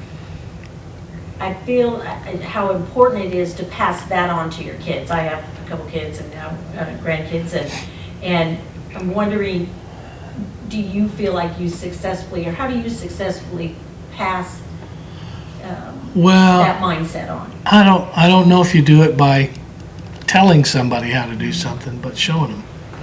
You know, it's easy. It's a whole lot easier to. You know, I went through a hard time with marrying Amy and three kids from her previous marriage, and they weren't crazy about me. You know, and I just told her, I said, well, they heard what they heard from the other side of life and what I was. I said, but it won't. They'll find out that they'll see what it is. They'll experience what it is rather than what they've been told. And I think the example of experiencing something goes a lot further than a whole bunch of grandiose words and how you shouldn't do this and do that. But just your example is, what is it? So they say, somebody shows you who they are, believe them. For sure. For sure. Don't That talk makes a them lot out of it. sense. Yeah. That makes a lot of sense, you know? But, I mean, I try to give most people the benefit of the doubt and try to find Amy's great at that. She'll see the best in everybody, and I'll sit there going, oh no, I don't see much good in this. She'll find the good in everything. It's beautiful. But I don't sit down with my kids and tell them how they need to be this or that. And, you know, I found out how my two girls that I'm their father. They're both musicians and singers and write songs and stuff. And the songs that they wrote about me are everything I need. The way they ended the show of that, we were talking about earlier when we were walking through the museum, your daughter on stage, obviously made me cry. It's gonna make me cry because I just think about my daughter. You showed her. You got your first night to get you. Any performer, especially a country performer, wants is to perform at the Opry. I want to be at the Opry, and the fact that they called you, and you already committed to be at her first grade recital or talent show. Yeah. There was, in your mind, never a question. You turned it down. I did. And you went and performed, and for her to recount that back to you 30 years later is, you showed her in that moment what was important. Yeah. And that's, because you can talk about it all day about what's important. And when, I'll say this because we just lost Toby Keith recently. When Toby Keith was inducted, we tell you have to be present. You have to be present to be there. And he had to call us a few weeks before the show and explain in long detail. It was taking him forever to get the conversation out that he was going to be, his son had made it to football. He made it to a championship football game. And I'm like, and it's the night of the Hall of Fame. And he said, yeah, but listen, he said, ma'am, I can't tell him it's not important to not be the big guy and then go be the big guy. I gotta show up. I gotta be there. Yep. And he came, and he was late, and his son came in football pants, and he had a helicopter. But I think in that moment, he could have told all those kids, "Look, I'm a big deal. Yeah. I'm gonna get in the hall. I promised them I'm gonna be there." Yeah. And then nobody would have thought a lot about it, frankly. But what he told them was, "We're gonna play this game, and when it's over, I'm gonna make arrangements to honor my other commitment. But you guys are more important. The team is more important." And I think those are just those moments of showing people who you are. Well, that's indicative of what this area of the country is like, truthfully. You know, that's a great example of what we talked about earlier.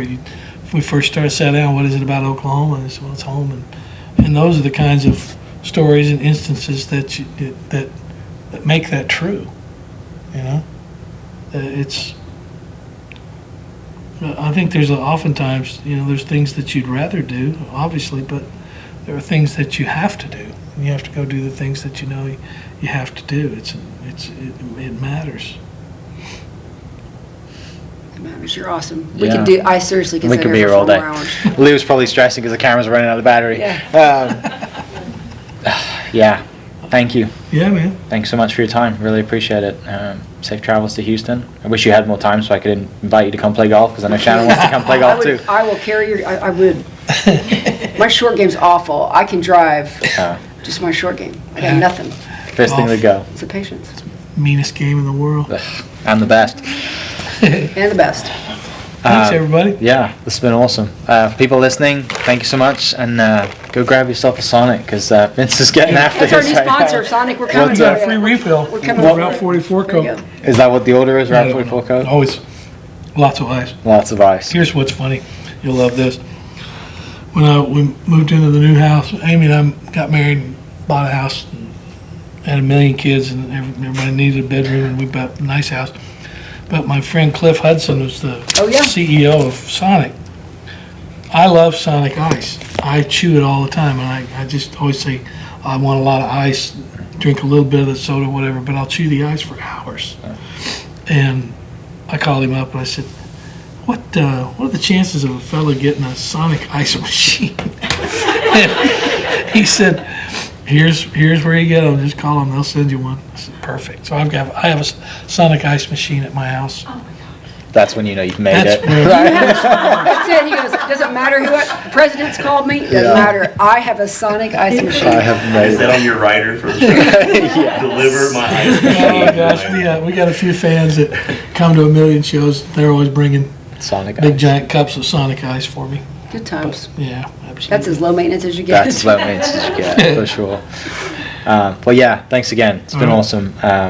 Yeah, I mean, again, we could sit here for hours, but yeah, safe travels. All right, I'm Really gonna go appreciate take my you. mama Yeah, Sonic Bird. and we're not going to let you get out of here with a few photos first and some photos. signed guitars in the corner. But for everyone listening, thank you so much for checking in, and we'll catch you next episode. Cheers. Hope you guys enjoyed that great episode. Thank you so much for listening. As always, huge shout out to our sponsors, the Oklahoma Hall of Fame, sharing Oklahoma story through its people since 1927. For more information on the Oklahoma Hall of Fame, go to www.oklahomahof.com and follow them on Instagram for daily updates at oklahomahof. Our other sponsor, the Chickasaw Nation, amazing sponsor. They do amazing things for the state, and they're always sponsoring something in Oklahoma. They're a huge supporter of Oklahoma, and without their support, we wouldn't be able to do what we do. And our third sponsor is Diffie Ford Lincoln down in El Reno. Now, this one makes me so happy because these guys are great friends of mine, play a lot of golf together. I've bought my cars from them, do most of my oil changes down there, have a cup of coffee, hang out down in El Reno. It's a good spot to go. And not only are they great friends, but they provide a great service. So for over 60 years, third generation family owned Oklahoma business down in El Reno. They're also in Bethany as well. So people in the Bethany area know the Diffies really well. But if you're looking for anything new, used, Ford, Lincoln, or whatever, I'm sure they could find anything you want. Check them out, diffieford.net, and then on Instagram at diffiefordlincoln. This episode is presented by Citizens Bank of Edmond. Citizens Bank of Edmond has been serving Edmond since 1901. They pride themselves on investing in the community and are here for all your personal and business banking needs. For more information, go to mycitizens.bank and follow them on Instagram at citizensedmond, as well as go bank there, because I bank there too. It's been a fantastic personal experience for me. I've had my podcast account there now, my podcast business account there now for 4 years now, I think, and it's been fantastic. So definitely worth your time. They're a great group of people, and they're always there to answer the phone when I forget my password, because I seem to forget it daily. So yeah, go to Citizens Edmond and check them out. It's been awesome. This episode is brought to you by the Doghouse OKC. Recently, I have been in need of some doggy daycare for my 2 pups, and the Doghouse have come in clutch. The team over there are incredible. They've taken care of my 2 golden doodles, and so it's been an honor to partner with them on the podcast and share the love. And the one thing that I do with the sponsors that I have is stuff that I use and recommend, like the Diffies with my car, Hall of Fame. They're awesome. Citizens Banks, where I bank. Chickasaw Nation, huge supporter of Oklahoma. And adding to that is the Doghouse. And so if you're in need of doggy daycare in the day or boarding overnight, they do grooming and other cool things too. But I've had a fantastic experience, and it's an honor and a privilege to share this with you too. So go to thedoghouseokc.com and follow them on Instagram at thedoghouseokc. And hopefully our pups will run into each other.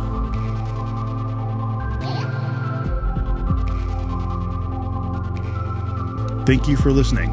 We are inspired by those around us and hope that you are too. Make sure you subscribe to this podcast on your favorite podcast platform and leave us a review so we can keep telling your stories. For more great Oklahoma content, follow This is Oklahoma on Facebook and Instagram.